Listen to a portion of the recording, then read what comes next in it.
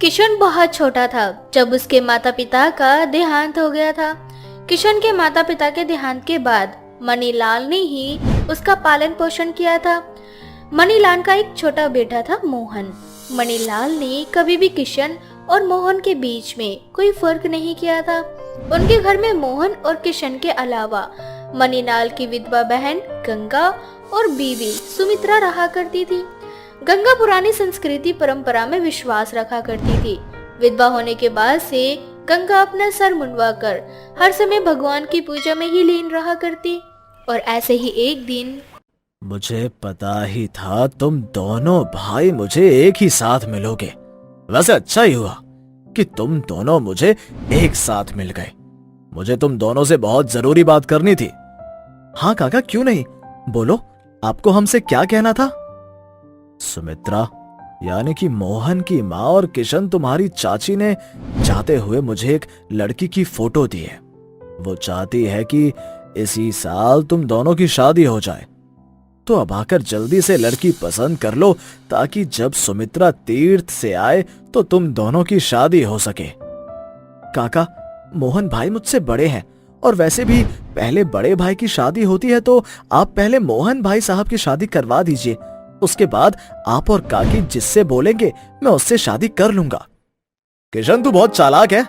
मोहन की बात सुनकर मणिलाल और किशन हंसने लगते हैं। कुछ देर बाद मणिलाल मोहन को कुछ तस्वीरें दिखाते हुए उससे पूछता है, बेटा तुम दोनों इतनी देर से लड़कियों की फोटो ही देख रहे हो, आखिर तुम्हें कोई लड़की पसंद आई या नहीं?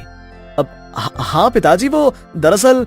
इस तरह से मोहन हिचकिचाने लगता है। ये देखकर मणिलाल को थोड़ा अजीब लगता है और तभी वहाँ गंगा भी आ जाती है। गंगा के आने के बाद किशन मणिलाल और गंगा से बोलता है, क्या भैया, तुम्हारी शादी की बात चल रही है और तुम हो कि अभी तक शर्मा रहे हो? अरे साफ साफ काका और बुआ को बता क्यों नहीं देते कि तुम अर्चना नाम की लड़की से प्यार करते हो, जो तुम्हारे साथ तुम्हारे ही ऑफिस में काम करती है और तुम उसी के साथ शादी भी करना चाहते हो। ये सुनते ही मणिलाल तो बहुत खुश होता है, लेकिन गंगा का मुंह बन जाता है और वो इस शादी के खिलाफ होती है। लेकिन मणिलाल अपनी बहन को समझा बुझा देता है और इस रिश्ते के लिए हाँ कर देता है। अब कुछ ही दिनों में सुमित्रा भी घर आ जाती है। सुमित्रा के घर आने के बाद मणिलाल सुमित्रा और मोहन के साथ उस लड़की के माता पिता से मिलता है और बहुत जल्द मोहन की शादी अर्चना से करवा देता है। अर्चना और मोहन की शादी को अभी कुछ ही समय हुआ था कि तभी गंगा सुमित्रा और मणिलाल से बोलती है, अरे मणिलाल, तू हमेशा बच्चा बनकर ही बैठा रहेगा या फिर कभी बड़ा भी होगा? मोहन बेटे की शादी को 1 महीना होने को आ गया है, लेकिन तूने अभी बहू और बेटे को कुलदेवी के मंदिर नहीं भेजा माता रानी का आशीर्वाद लेने के लिए। माफ करना दीदी, पर मेरे दिमाग से ही निकल गया था। कोई बात नहीं, मैं अभी जाकर मोहन को बताता हूँ कि कल सुबह होते ही वो अर्चना बहू के साथ कुलदेवी के मंदिर चला जाए और वहाँ से माता रानी का आशीर्वाद लेकर आए। इस तरह से मणिलाल मोहन के पास जाता है और मोहन को अगले ही दिन कुलदेवी मंदिर जाने के लिए बोलता है। मोहन भी ऑफिस से 2 दिन की छुट्टी ले लेता है, लेकिन अर्जेंट काम होने की वजह से उसे छुट्टी नहीं मिलती और मोहन अपनी माँ से बोलता है, माँ अगर कल के बदले परसों अर्चना को लेकर कुलदेवी मंदिर के वहाँ चला जाऊँ तो कैसा रहेगा? दरअसल मुझे छुट्टी नहीं मिल पा रही है, एक अर्जेंट काम आ गया है, कल जाना बहुत जरूरी है। अगर मैं कल ऑफिस चला जाऊंगा तो मुझे ऑफिस वाले 1 हफ्ते की छुट्टी देने से भी मना नहीं करेंगे और वैसे भी मुझे अपनी अर्चना के साथ हनीमून पर भी तो जाना है, इसीलिए मुझे छुट्टी की बहुत जरूरत है। ठीक है बेटा, तू ऑफिस चले जाना, मैं तेरे पापा और बुआ को समझा दूंगी। हाँ। माँ से परमिशन लेकर अगले दिन मोहन सुमित्रा को अपने साथ कुलदेवी के मंदिर ना ले जाकर खुद ऑफिस के लिए निकल जाता है। लेकिन तभी रास्ते में एक भयंकर एक्सीडेंट होता है और मौके पर ही मोहन की मृत्यु हो जाती है। जब ये बात घर वालों को पता चलती है तो उनके पैरों तले जमीन खिसक जाती है। अब इसी तरह से कुछ दिन बीत जाते हैं। बेचारी अर्चना अभी तक अपने पति के मौत के गम से बाहर भी नहीं निकली थी कि तभी एक दिन बनारस से कुछ विधवा औरतें आती है जो कि गंजी होती है। सुमित्रा, बहू कहाँ है? अर्चना बहू को बाहर लेकर आओ। देखो, बनारस से कुछ विधवा औरतें आई हैं, आखिर अर्चना बहू भी तो मेरी तरह ही विधवा है, अब उसे भी सादा जीवन जीना होगा। उसकी जिंदगी में रंगों का कोई महत्व नहीं है। उसे जल्दी से बुलाकर लेकर आओ ताकि वो भी अपने बाल त्याग सके हमारी तरह। पर दीदी, अब के समय में ये रीति रिवाज कौन मानता है? सुमित्रा की ये बात सुनते ही गंगा भड़क उठती है और उस पर जोर जोर से चिल्लाने लगती है। गंगा की आवाज सुनकर अर्चना, मनीलाल और किशन बाहर निकलते हैं। जब वह ये सब देखते हैं कि बनारस से कुछ विधवा औरतें अर्चना को अपने साथ लेने आई है, तो अर्चना रोते हुए गंगा से बोलती है, बुआ जी, मैं आपके सामने हाथ जोड़ती हूँ। मैं पहले ही अपने पति को खोने के गम से बाहर नहीं निकल पाई हूँ। मैं इससे ज्यादा और कोई पीड़ा सहने की हालत में नहीं हूँ। आप तो खुद मेरी तरह एक विधवा है, फिर आप ऐसा कैसे कर सकती हैं? बहू, मैं सब समझ सकती हूँ। हर विधवा को सादा जीवन जीना होता है, सफेद साड़ी पहननी होती है, अपने बालों को त्यागना होता है, यही दुनिया का दस्तूर है। ये सब देखकर किशन खुद को रोक नहीं पाता और अपनी बुआ से बोलता है, बुआ जी आप क्या कर रही हैं? आपके समय की बात कुछ और थी, पहले की परंपरा कुछ और थी, पर अब ऐसा कुछ नहीं है। मेरे होते हुए मैं अर्चना को अपने लोगों की तरह सादा और दुखमय जीवन नहीं जीने दूंगा। अरे तू कौन होता है हमारे घर के मामले में अपनी राय देने वाला?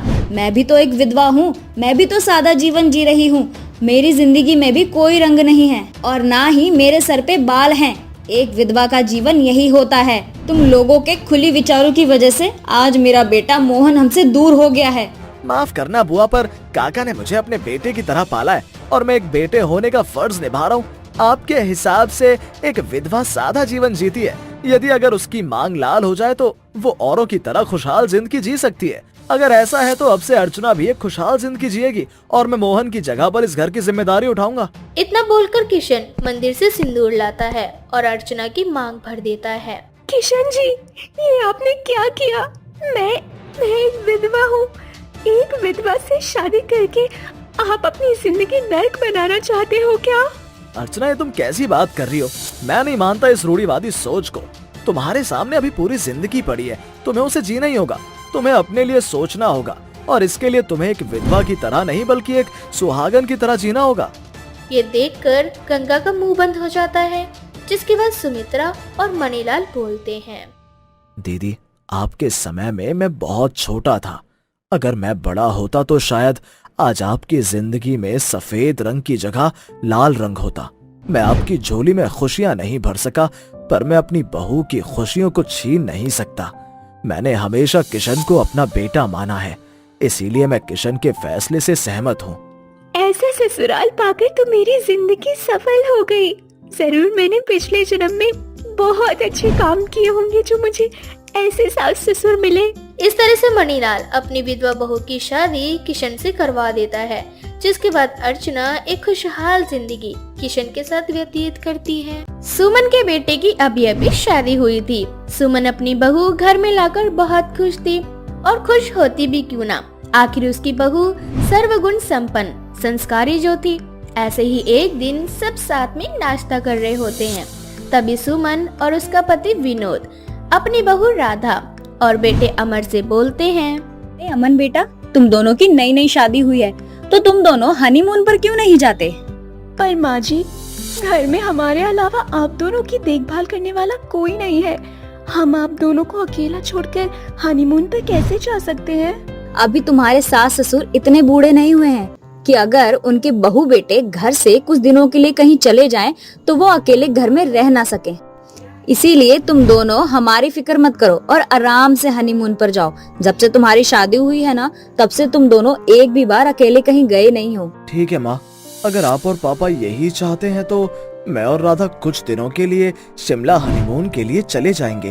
अब सुमन और विनोद के कहने पर अगले ही दिन अमर राधा को लेकर शिमला हनीमून के लिए चला जाता है।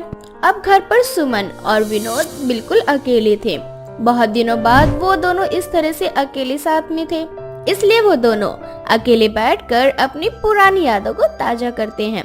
और विनोद सुमन के लिए एक कैंडल लाइट डिनर प्लान करता है और अपनी बीवी से बोलता है, सुमन, आज कितने सालों बाद इस तरह हम दोनों एक साथ बैठे हैं। पता ही नहीं चला कब हम दोनों माँ बाप से सास ससुर बन गए और अब बहुत जल्द दादा दादी भी बन जाएंगे। आप बिल्कुल सही कह रहे हैं, वो दिन भी क्या दिन थे। इस तरह से वो दोनों काफी सारी बातें करते हैं और विनोद अपने हाथों से सुमन को खाना खिलाता है। अब इसी तरह से कुछ दिन बीत जाते हैं और राधा अमर के साथ हनीमून से वापस आ जाती है। लेकिन वो लोग जब हनीमून से वापस आते हैं तो देखते हैं कि सुमन की तबीयत थोड़ी खराब है। अपनी सास की खराब तबीयत देख राधा सुमन के पास जाती है और उससे बोलती है, माँ जी क्या हुआ आपको? आप ठीक तो है? हाँ बहू, मैं बिल्कुल ठीक हूँ, बस थोड़ा सा सर में दर्द है और बार बार उल्टी महसूस हो रही है मुझे, इसी वजह से थोड़ी कमजोरी लग रही है। बाकी मैं ठीक हूँ, तो जाके आराम कर ले, थक गई होगी। लेकिन राधा आराम नहीं करती और अपनी सास की सेवा करने लगती है। लेकिन फिर भी सुमन की तबीयत ठीक नहीं होती, जिसके बाद विनोद सुमन को डॉक्टर के पास ले जाता है, जहां उन लोगों को पता चलता है कि सुमन प्रेग्नेंट है। ये खबर सुनकर दोनों के तोते उड़ जाते हैं और कुछ देर बाद घर आते हैं। घर आने के बाद भी सुमन की तबीयत काफी खराब रहती है, साथ ही वो काफी टेंशन में भी होती है। अपने माता पिता को टेंशन में देख अमर अपनी माँ के पास जाता है और बोलता है, क्या हुआ माँ, आप कुछ परेशान नजर आ रही हैं। अगर आप ऐसे ही परेशान रहेंगी तो आपकी तबीयत कैसे ठीक होगी? आप मुझे बताइए क्या परेशानी है। अमर की बातें सुनकर सुमन काफी देर तक सोचती है और हिचकिचाते हुए अपने बेटे अमर से बोलती है, अपनी माँ को माफ करना बेटा, जिस उम्र में मुझे और तेरे पिताजी को नाती पोते खिलाने चाहिए, उस उम्र में हम क्या? माँ, आपको मुझे बताना होगा, आपको मेरी कसम है, अगर आपने मुझे सच सच नहीं बताया तो आप मेरा मरा हुआ मुंह देखोगी। वो बात ये है कि मैं प्रेग्नेंट हूँ। मैं नहीं जानती कि कब और कैसे क्या हुआ, बस इतना पता है कि इस दुनिया में एक नन्हा मेहमान आने वाला है और तू किसी का भाई बनने वाला है। यह खबर सुनकर अमर बहुत खुश होता है और अपनी माँ से बोलता है, माँ, ये तो बहुत अच्छी बात है।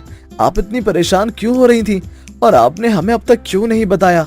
ये कोई शर्मिंदगी वाली बात नहीं है, बल्कि ये तो खुशखबरी है। लेकिन अमन बेटा, सब क्या सोचेंगे और क्या बोलेंगे? बहू वो क्या सोचेगी? माँ, कोई कुछ नहीं बोलेगा और मैं इस चीज से बहुत खुश हूँ कि आप माँ बनने वाली हैं। माँ बनना तो सौभाग्य की बात है, इसलिए आप फिक्र मत कीजिए। मैं आपके साथ हूँ और मैं राधा से भी बोल दूंगा कि वो आपकी अच्छे से देखभाल करे। देखना, राधा इस सच को स्वीकार कर लेगी। अमर बहुत खुश था क्योंकि उसकी माँ अब दोबारा माँ बनने वाली थी। अब ये बात वो अपनी बीवी राधा को बताता है, लेकिन जब ये बात राधा को पता चलती है तो उसे बिल्कुल भी अच्छा नहीं लगता और वो अपनी सास के कमरे में जाकर अपनी सास से बोलती है, आपको जरा सी भी शर्म नहीं आई माँ जी? अरे कम से कम आप एक बार अपनी उम्र का तो ख्याल रख लेती।